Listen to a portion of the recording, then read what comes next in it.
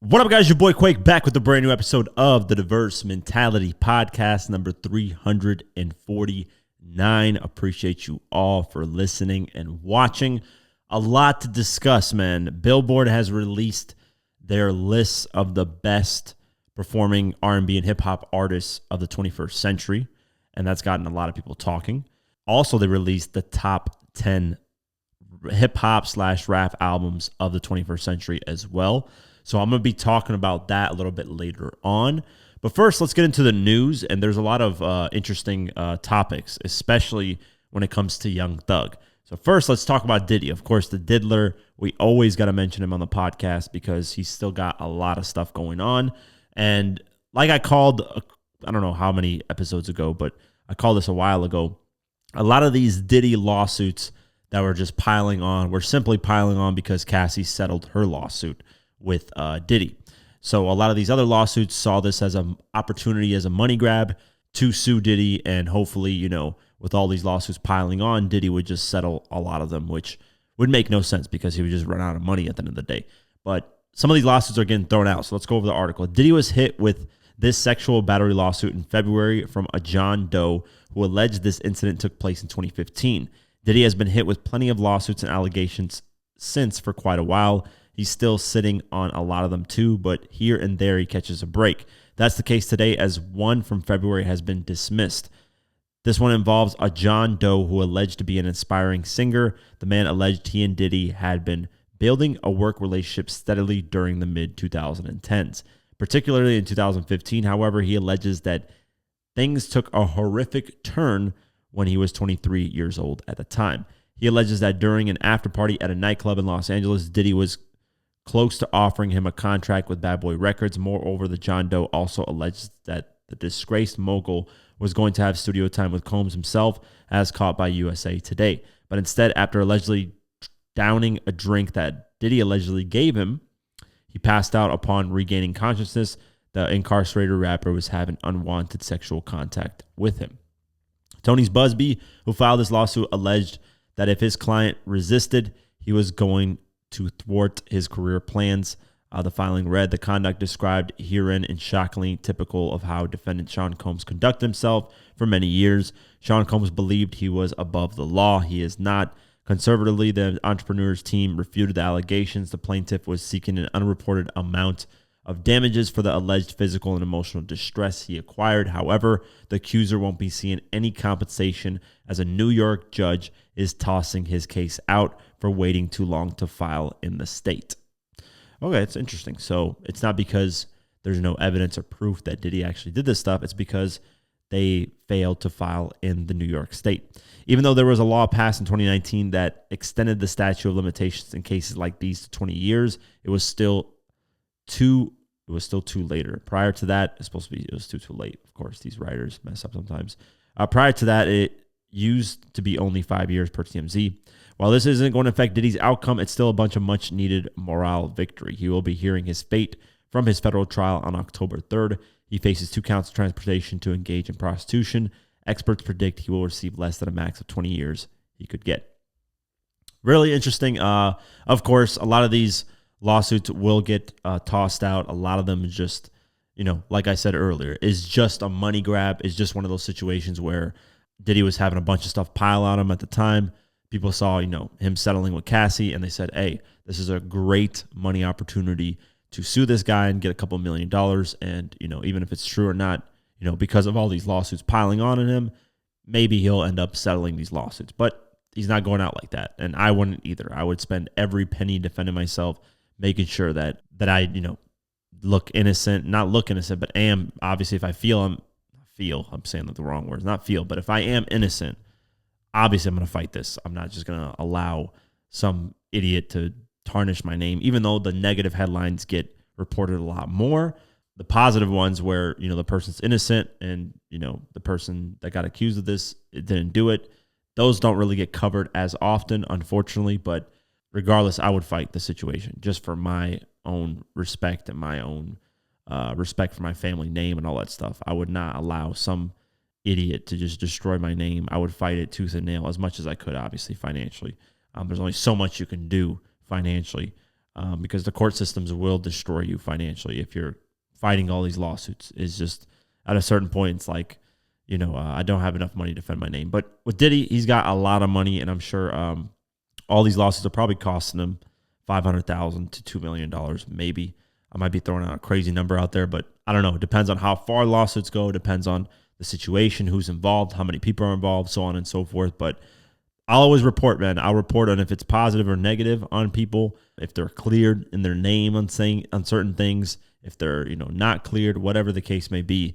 I've always had the integrity to report on the positive as well. If somebody is does something, gets accused of something, years later, I will report on if they are found innocent in that situation. I feel it's very important, especially in this field of news and being essentially a journalist, reporter. I don't really consider myself that, but because I didn't go to college for any of that stuff, but it's important, man. It's just important because that's what I would want something doing for me. If somebody reported some things on me negative, and if I came out innocent in the end, I would love for people to report on that, So I always do what I would like done to me to other people. So yeah, we'll keep our eyes posted and see if there's any updates on these Diddy lawsuits moving forward.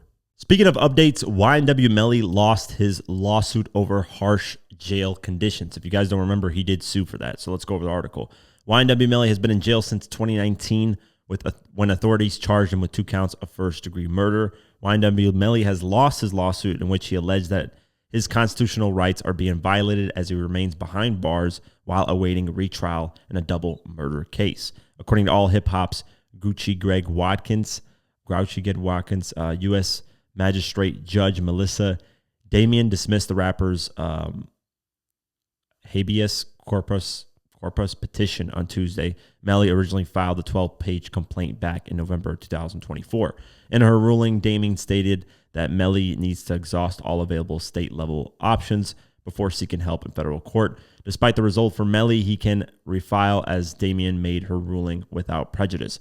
As for Melly's initial lawsuit, he alleged that he was being kept in isolation and was unable to contact his legal team on several occasions, according to the Florida Courier. The complaint alleged that the conditions shocked the conscience and could not be even imagined, even in a third world country that has no guardrails protecting human decency and dignity. Well, looks like that's not happening. Continuing on, though, YNW Melly also has hired, or wants at least, new legal representation. I would too, because imagine being, like I've said this a million times on the podcast, imagine being locked up since 2019 and you're not officially, charged with anything. It's messed up. Anybody having to wait since 2019 till now, it's 6 years being locked up without knowing your fate on what's going to happen is ridiculous. He should have been out on bail a long time ago, especially after the first trial ended up as a mistrial. They should have let him go on bail until this next trial happens. That's the only fair and right thing to do because this guy's been locked up for a long time. I don't know whether he did it or not. That's not the really argument here. The argument is, should somebody be locked up for that long if they're not officially charged with something like that? So yeah, let's go over the article. YNW Melly has been behind bars in Florida since his initial arrest on 2 counts of first-degree murder in 2019. YNW Melly has filed a request to replace his current legal team with veteran attorneys Drew Finling and Carrie Hawkworth due to criminal investigation into one of his defense lawyers. He made the filing in a Florida court on Wednesday morning. Finling previously represented several other hip-hop artists, including Lil Durk and YFN Lucci. Finling is obviously also Young Thug's lawyer that helps him out. So he's very well-versed in this stuff. The motion explains on December 18, 2024, one member of the defense team was informed by Apple that all Apple account information from that time she has been representing Mr. Demons has been turned over to the Broward County Sheriff Department a year earlier, December 2023, pursuant to a warrant. This information has never been relayed to the defense by the prosecution. When the issue was raised in the trial court, it was revealed that the subpoena was issued as a part of an ongoing criminal investigation of one of the team of Mr. Demons' counselor by Broward State Attorney Office. However, the state has been unwilling to share any information as to the nature of the investigation. Yeah, so he's asking to replace, and it's probably going to happen, especially, I don't know where he's getting this money from, unless he's just dominating streams still, because I don't know where you're getting this money to afford these type of lawyers, man. It's going to cost a lot of money to hire new lawyers and to, move with those lawyers. It's going to be really, really interesting, man. We'll see what happens moving forward, but this is one of those situations where I've reported on this since 2020, since the podcast started in 2020. So it's been a long, long time reporting on this.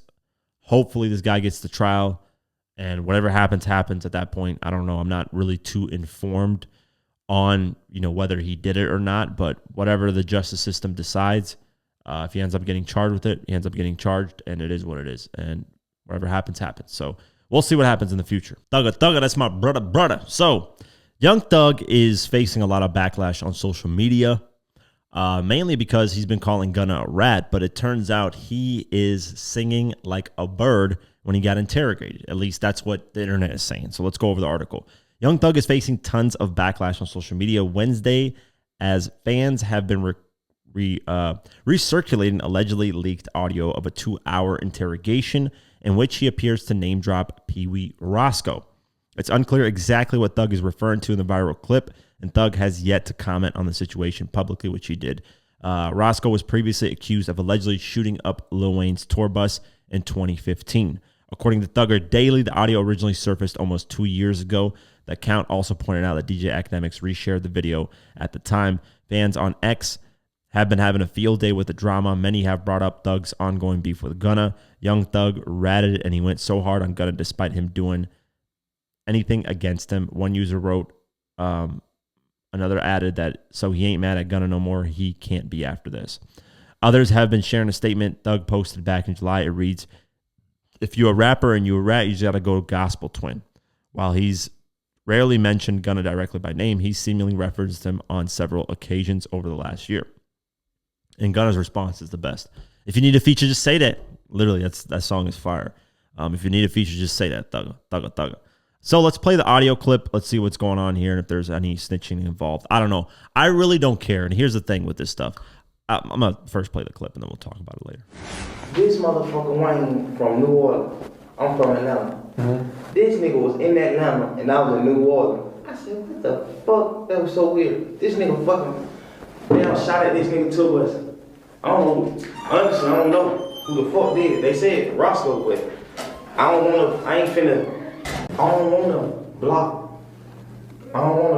block out y'all case by saying Roscoe didn't do that. You know Roscoe? Man, that man a fucking scrub. That fool. I'm like, you shot at somebody, bro?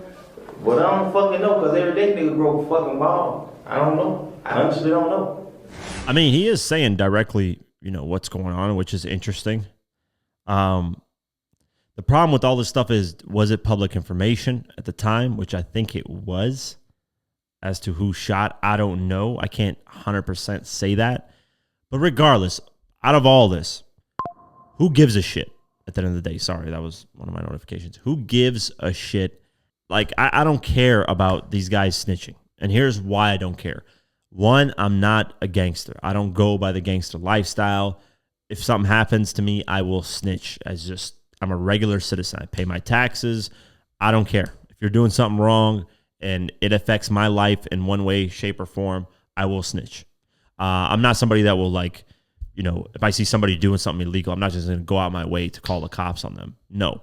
But if it involves me and it somehow will ruin my life and I have nothing to do with the illegal shit that you're doing and you're dragging me into your bullshit, I will snitch. It's just that simple. For example, you bring, drugs in my car. Let's just say you got a bunch of cocaine in your pocket. I have no idea about it. We get pulled over. And because it's my car, I could potentially get charged with it. I will snitch. I will, whatever I can do to get out of the situation, I will do it. Because as a good person, you should take responsibility for it. But some people are just not great people. But that's what I mean. That type of situation where, I'll snitch in that type of situation. So don't do illegal shit around me if it drags me into some bullshit. As far as like going out my way to if I see somebody doing something illegal and going out my way to call the police on them, no. I mean, as long as it's not bothering me, I don't really give a shit. I mind my own business. But that's the first thing. I'm a regular citizen. 99% of you guys listening to Young Thug and Gunna and 6ix9ine, whoever else you guys consider snitches, are regular citizens. It doesn't affect your guys' life. Is the music good? Cool. Second, People would make the argument that, hey, you're a gangster rapper and yet you're a snitch too. That doesn't coincide. For Gunna, I don't really view him as a gangster rapper. So if he snitched, I would have had no issues with it. I really don't view him as a gangster rapper. I think of Gunna more as a melodic, fun party, that type of music. I don't really think of him as like a gangster where he's talking about shooting this and that. Now, does he probably have a record here and there where he talks about that shit? Of course. But I don't view him as a gangster rapper. Young Thug, on the other hand, I do view as a gangster rapper because he's talking about blood. Whenever he's beefing with Game, he was like, first you were blood, then you were Crip, which he actually cooked him in that video. But I'm just saying, like, he's had gangsta ties. So I can understand where people say, okay, if I'm listening to an artist, I want them to be authentic. That's how I am. I like the artist to be authentic to who they are. But at the same time, we need to remember this is entertainment at the end of the day. I know hip hop gets put into this category of you have to be authentic. You have to, whatever you say you are, and that's it. But at the end of the day, it's music, it's entertainment. So take it with a grain of salt that not all these guys are gangsters and that they actually did what they say in the music. Third, what people will throw at me is, oh, what about Rick Ross? You shit on Rick Ross all the time. Well, it's a different situation with him. He denied it. He stole somebody's whole name, his whole life. Like, it's a whole different situation. Young Thug didn't steal somebody's name. He's not pretending to. He doesn't steal somebody else's drug cartel lifestyle. He's just saying, I'm a gangster and I've done gangster shit. So whether snitching is a big de facto for me in that, no, I really don't care. I could care less because it just doesn't. Is the music good? That's all that matters to me. Is the music good? Am I bumping this shit and am I liking it? That's it. I don't care if you snitched or not. Facing that backlash, though, Young Thug responded to this backlash. And he decided to go on Twitter and said, they didn't play my interrogation video in court because I helped my brother. Rat where is what he's saying. So he's basically saying, hey, this interrogation holds no weight because they didn't use this against Pee Wee in court, which he has a valid point. Hey, man, if it's not valid in court, then clearly something that he said in there didn't matter. So it wasn't that big of a deal. I'm assuming it was already public information, and Thug was just kind of saying, hey, that's what you guys know. That's what I'm hearing, and that's it. I would have to listen to the whole interrogation to kind of get a better judge of what that is. But at the end of the day, man, like I said, if you're a regular citizen, it should not, even if you're a gangster, the guy's not snitching on you. Who gives a shit at the end of the day? But I get it. If you're from the streets, it makes more sense. You hold by a certain code. At least most street guys don't, because a lot of them get locked up and they end up snitching. Sammy the Bull is a perfect example. Mafia, all this shit. And he ended up snitching. He ended up ratting on everybody. So at the end of the day, man, there is no legitimately a code where people were willing to throw their lives away for you. I mean, there's a rare 0.001% of the people like that. But yeah, I could care less. People are running with this and just pointing fingers and all this. Where's the music, Thug? That's it. I just want the music. Is it dope? Is it not? Is it trash? Is it hot? Do you need a feature? Just say that. Is gonna have to give you a fucking feature to save your career? I don't know. But all I know is this shit doesn't matter to me. And it shouldn't matter to 99% of you guys. Just enjoy the music. Gunna's been releasing dope-ass music. That's all that matters. Thug needs to release some dope-ass music or else his career is slowly going to decline. Lil Baby's been having issues here and there as well. But yeah, that's it. And we'll see what happens moving forward. Interesting enough, as I'm recording, Pee Wee Roscoe responded to the allegations that Young Thug is a snitch. And he basically cleared Young Thug's name and said, no, Thug was essentially helping me in the situation and clearing my name, saying that, Pee Wee had nothing to do with the shooting with Lil Wayne because him and Lil Wayne are cool. That's essentially what he's saying. So let's play the clip. Politicking, man. Jeff, clean as Listerine, man. Clean as Ivory soap. You feel what I'm saying? I done the time. I did that. That's what you supposed to do. When you go in interrogation room, that's what you do. He told you, man, we sell the Wayne Carter weed. What the fuck is wrong with you? You feel what I'm saying? No, a statement is this right here. Lineup selective. That's him. He did that. He didn't do that. He did what a taxpaying citizen do. A real street nigga. Kept it solid. Kept it overly real. You feel what I'm saying? Really tried to pull me out the hole. So shit, you feel what I'm saying? Now, when it comes to the PR now, y'all don't remember when I was locked up. Now, let me just show you how the PRs and the internet selective politic. You know what I mean? We're going to keep it real. When I was locked up, And Jeff was like, though, we went viral when they was like, that's the type of friend you want. He was like, man, Roscoe ain't told y'all the damn thing. Yeah, that's the beauty there. That's the right thing. You feel what I'm saying? Like all those niggas, everybody is in the state room, in the interrogation room, and they gave statements. We're gonna throw the paperwork party tomorrow. So there you have it. If the person that people are accusing of getting snitched on says, hey, the person's good, he didn't snitch on me, nothing more to discuss here. Move on, and who cares at the end of the day? Like I said. But yeah, I just wanted to play that so it can clear the air a little bit further. The Weeknd is nearing closing a $1 billion, yes, with a B, dollar deal for his catalog. So let's go over the article because this is very interesting. I love talking about finance and hip hop, and I know he's not really hip hop per se, but it's just interesting. The Weeknd is currently on his After Hours Till Dawn tour and has recently hit cities like Atlanta, Miami, Denver, and more. It looks like The Weeknd is trying to raise a whopping $1 billion in funding backed by his music catalog. Bloomberg reports that the artist is willing to pledge his stake in publishing rights and master recordings. New York private equity firm Lyric Capital Group is leading the talks, and the hitmaker has contacted other investors. Lyric has proposed a structure that would include $500 million in senior debt, $250 million in junior debt, and $250 million in equity. At the time of writing, both The Weeknd and Lyric Capital Group have yet to publicly comment on the discussion. If a deal is made, it will be one of the biggest music transactions in recent history. Other artists who have used their catalogs for funding include Justin Bieber, John Legend, and more. First, a lot of people are going to ask the question, what is senior debt? What is junior debt? Senior debt takes priority over repayment if the company goes bankrupt and has to sell its assets. That's what senior debt is. And then junior debt is debt that doesn't take priority, like when bankruptcy happens, but it is higher interest debt because there's a higher risk on it. So he's looking at $500 million in senior debt, $250 million in junior debt, and $250 million in equity in the Lyrical Capital Group company, which I'm assuming is a company that purchases music catalogs, which makes sense. So what would need to happen is Lyric Capital Group would need to get all these investors together and see if it's worth, spending $1 billion in total for The Weeknd's catalog to own it until they, I'm sure, recoup the money and until they make, whatever profit that they want to make, right? They probably get their money back, or they own percentage of the company, or, you guys, have you ever seen Shark Tank? Essentially that, where it's like a royalty type of deal where, hey, we take on the back end, we get our money back, but then, we own a percentage of the catalog if it ever sells again, or, just structured deals like that where Weeknd gets $1 billion, literally $1 billion. Well, he'll get $750 million and then $250 million in equity in the company. So essentially $750 million. But it will be debt to The Weeknd essentially because his catalog will be paying that back. So he won't be seeing any money from his catalog until it gets repaid back, and I'm sure until they make a profit on that $1 billion that they invested.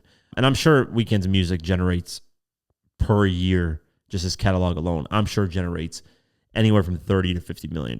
I'm willing to bet. Easily. It could be more. It honestly could be more.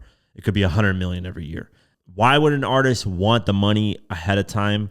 Well, lots of reasons. One, you probably have better investments you can make with that money. Two, you probably just, you never know when you're going to die, man. Why not just take the money ahead of time? It's not like you're selling your catalog. You're just giving the earnings up until they recoup their money and they make whatever profit that they want to make.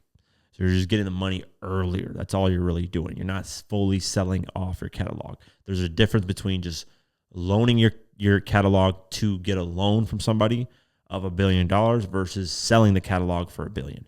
So yeah, this is interesting nonetheless, and I just want to report on it because I definitely want to see if this actually closes and if they reveal really the terms of what's going to happen, because this will send like a whole new level of deals moving forward. Drake can demand $1 billion, Eminem can demand $1 billion, Beyonce can demand $1 billion. I don't know, man. There's only a few artists. I know Michael Jackson, Sony purchased like 25% stake in his catalog. They paid him like $1.3 billion. So Michael Jackson's easily is like $5 to $10 billion of his whole catalog easily. So The Weeknd demanding $1 billion is no surprise. especially because his music has sold, and has gotten number ones and all this crazy records that he's broken. So yeah, we'll see what happens moving forward. Let's finally talk about these Billboard lists. So Billboard released the Billboard top R&B and hip hop artists of the 21st century. The reason why they did R&B and hip hop is because there is an R&B and hip hop charts, and it's a lot easier to go number one on there versus Hot 100 because Hot 100 is competing against every genre in one area. So usually when you get a number one on Hot 100, it's obviously praised a lot more than if you get a hit on the R&B and hip hop charts, or get a hit on the country charts, or get a hit on, the rock charts or whatever. So they released this list, and it confused a lot of people. It made a lot of people question Billboard and, say, oh, fuck, they're stupid. They don't know what they're talking about. But what people need to remember is Billboard is all about facts. That's all Billboard cares about is statistics. They are not releasing this list on opinion basis. They're releasing this list based on artists that have charted on the R&B and hip hop charts, how much they've charted on there, how high, how many number ones they got, so on and so forth. So taking that into consideration, some of these names surprised me. And I'm going to talk about which ones surprised me. And some of these names I expected to be on there because it just makes sense. So let's start with number 20. It's T.I. That surprised me. T.I. being on there. But then again, I'm like, T.I.'s been relevant musically from 2002, 2003 till 2017, 2018. So he's had a long run musically, has done a lot of features. So I can kind of make sense of T.I. Number 19, Trey Songz. That really surprised me. I was not expecting Trey Songz to be on this list. I just can't think of Trey Songz being this chart topper at R&B and hip hop, but I guess he was. Number 18 is Ludacris. No surprise there. He's had a hell of a run. Nicki Minaj is number 17. Future is number 16. Number 15 is Mary J. Blige. Number 14 is R. Kelly. Number 13 is Kanye West. Number 12 is Kendrick Lamar.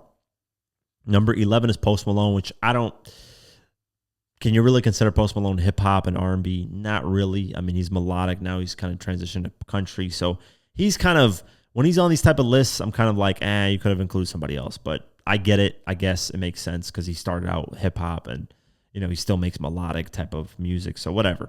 Now the top 10. This is where people got mad at Kendrick being at number 12 and, Kanye being at 13 and Future being at, 16, whatever. People got pissed off at that. But you got to think this, it's about longevity. It's about how consistent you are as well, because it's not saying, how many number ones you got on the R&B and hip hop charts or how long you had a number one or whatever. It's saying, look, how many times have you charted on this chart?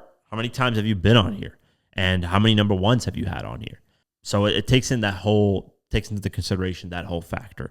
Now you got to remember, some of these artists that are on here blew up like in 2009. So 21st Century is from 2000 to 2025. This whole 21st Century is up until 2100, essentially, or 2099, whatever. So you got to think Drake. You got to think these people that are on this list, they started later on. Some of these artists started way earlier. Some of these artists aren't on the list because they had all shit popping in the 90s, in the 80s. So we got to remember these things. When they say 21st century, it means 2000 till now. So let's talk about the top 10. Number 10, Alicia Keys. That surprised me. I just wasn't expecting Alicia Keys to be up there. Number 9, Eminem. This infuriated a lot of people. But when I go over back to Eminem's history, Stan never reached number 1 on the charts. There's a lot of Eminem singles that didn't go number 1 at that time. Not to say that he couldn't get number 1, is just, what's interesting back then is, and this is the same thing with DMX, is these artists wouldn't get number 1 singles, but they would get insane albums that would sell because singles just weren't the thing. Now it's all about singles. If you can get singles to chart, you do well, your album does a little bit better as well. But back then it was about albums. It wasn't just about singles until, obviously Steve Jobs introduced, purchasing songs individually off albums on iTunes, which was in 2001, I want to say, or 2000, somewhere around there. So that kind of changed the game a little bit. And then obviously streaming changed it completely. So Eminem being at number 9 kind of makes sense to me. I understand it. Number 8, Rihanna, that makes sense as well. She's a hit monster. She hasn't released music in a long time. So for her to be that high is a big salute to her because, like I said, hasn't released music in a long time. Jay-Z, number 7. Now, Jay-Z's been relevant for a long time musically, man. From 2000 till now, you can say last time he's been relevant musically, I guess when 444 dropped, or the collab album with Beyonce in 2018. So you want to say from 2000 to 2018, it's a long time, in 18 years. Lil Wayne, number 6. Now, the reason why Lil Wayne is so high up here is because Lil Wayne did a lot of features.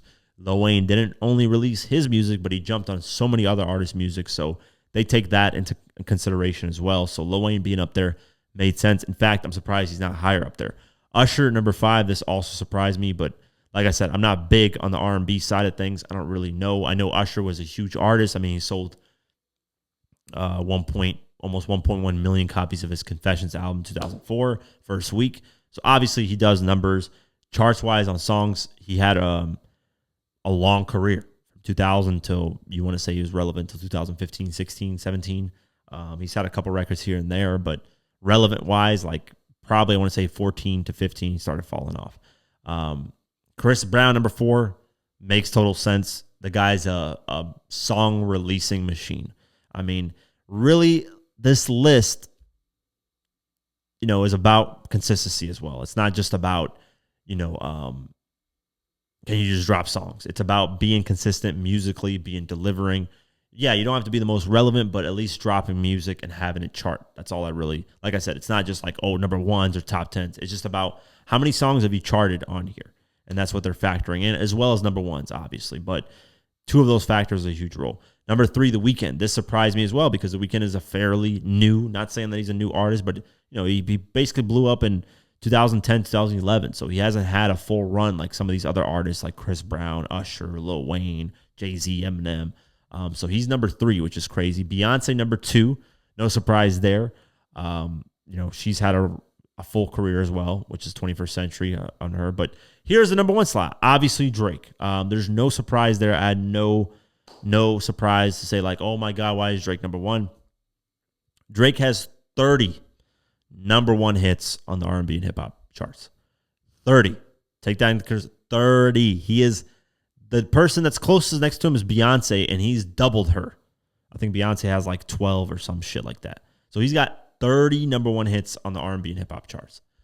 So it makes total sense that he's number 1. He's got 135 top 10 hits, which is numbers that nobody's ever seen in the R&B and hip hop charts history on Billboard. I don't think anybody's going to break that anytime soon, but obviously streaming has helped a lot of these artists on this list because think about it. When an artist drops an album, essentially, if it's an artist that has some type of buzz, all the songs chart on there. Whether they chart at number 100 or they chart at number 70, they still chart. So that counts as an entry on the R&B and hip hop charts. Granted, some of them chart in the top 10, but then fall off. So that's what I mean. The streaming kind of skewed the numbers a little bit because now is just if an artist drops an album and if there's enough interest in there, all those songs chart on there. But like I said, they'll just fall off the next week and, it is what it is. But it counts as a chart because it hit there, at number 70 or number 87. But nobody really cares the next week. They fall off. And then maybe if the artist is good, they have a number 1 hit, a couple of number 1 hits or top 10 hits. Those I kind of consider more because those, it takes time. If you can stay at number 1 or you can stay in the top 10, that means you got something there. Or even in the top 40. I'm willing to put top 40. Usually radio considers top 40 songs hits. So if you want to say top 40, that's another thing. But a lot of these artists, they'll have songs like Drake will just have songs chart at number 87 and they'll fall off next week, but it counts as an entry and it makes the numbers look amazing, obviously. So I have no issue with these lists. Billboard, what I like about Billboard and their award show and all these lists is just about facts. It's about charting and that's it. Sales, charting, that's it. Nothing else. No opinion has been inserted into this. It's just about, hey, who's doing the most on the R&B and hip hop charts? It's obviously Drake. And I think Drake still is not done, and I think he's going to have insane records that it's going to be like LeBron James with the all-time scoring of all time. That's a record that the chances of somebody breaking that is so slim. The guy just has to be perfect, like no injuries like LeBron, consistent, and be as great as LeBron. And with Drake, it's the same thing. It's like he has to be as consistent, as great. And yeah, I just don't see that record potentially ever being broken. But yeah, I don't know. I don't know if Michael Jackson really is he considered R&B's kind of pop. So I don't know. They didn't put him on here, but People are arguing a little bit of that, but I don't know. I can't really debate that. The next list that I want to talk about, and this one was really interesting because this just shows the power of streaming once again. And this is the top R&B and hip hop albums of the 21st century. So let's go over kind of the article. Lil Baby tops this. And I'm like, why? The 100 position recap is based on performance on the weekly top R&B and hip hop albums chart from the start of 2000 through the end of 2024. My Turn, which is his album that obviously had insane hits on it. Debuting top dated March 14, 2020, supported by the singles Whoa, The Bigger Picture, and Something to Prove, all top 10 hits on the hot R&B and hip hop songs charts. A deluxe edition on May, My Turn spent 6 weeks at number 1 and was a year's end champ for 2020. My Turn still had many more achievements ahead thanks to the continued streaming activity. The LP lingered in the chart's upper ranks for months. By March 2022, it broke the record as the album with the most weeks in the top 10 with its 85th week in that tier. That October, it crossed the historic milestone as the first album to log 100 weeks in the top 10 since the list start in 1965. That's crazy. By the end of 2024, My Turn had captured 128 weeks in the top 10, nearly 2.5 years. This sum marks the best for an album by a male artist in the chart's history. So obviously, insane numbers, but we got to remember, streaming helps a lot. And now you can access music. You can consistently be on the charts if people are bumping your music.